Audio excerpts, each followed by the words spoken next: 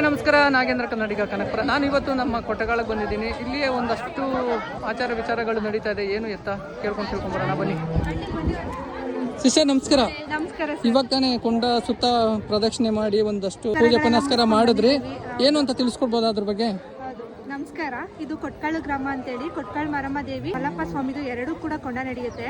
ಅವಾಗ್ಲಿಂದನೂ ಏನಾದರೂ ಅರಕೆ ಹೊತ್ಕೊಂಡಿರೋದು ಈರೇಡಿದ್ರೆ ಮತ್ತೆ ಒಳ್ಳೇದಾಗ್ಲಿ ಅನ್ನೋ ಕಾರಣಕ್ಕೋಸ್ಕರ ಕೊಂಡ ಮೈತಿದ್ದೀವಿ. ನಮ್ಮ ತಾತ ಮುತ್ತಾತ ಕಾಲದಿಂದನೂ ಕೂಡ ಇದು ಸಂಪ್ರದಾಯ ಆವಾಗ್ಲಿಂದನೂ ಬಂದಿದೆ. ಸೊ ಹಾಗಾಗಿ ನಾವೆಲ್ಲರೂ ಕೂಡ ಅರಕೆನ ಯಾವಾಗ್ಲೂ ಮಾಡ್ತಿರ್ತೀವಿ.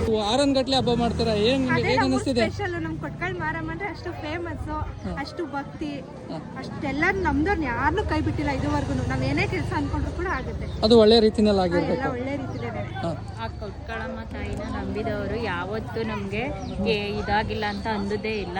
ಆ ತಾಯಿನ ಅತಿ ಹೆಚ್ಚು ನಂಬಿದವ್ರಿಗೆ ಎಲ್ರಿಗೂ ಒಳ್ಳೇದಾಗುತ್ತೆ. ಆ ತಾಯಿ ಯಾರನ್ನು ಕೈ ಬಿಡಲ್ಲ. ಎಲ್ಲರೂ ಆ ಕೊಟ್ಕಾಳು ಮಾರಮ್ಮ ತಾಯಿನ ನಂಬಬೇಕು ಅಂತ ಕೇಳ್ಕೊಳ್ತೀವಿ.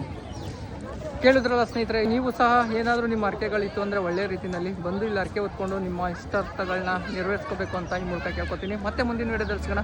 ಧನ್ಯವಾದಗಳು.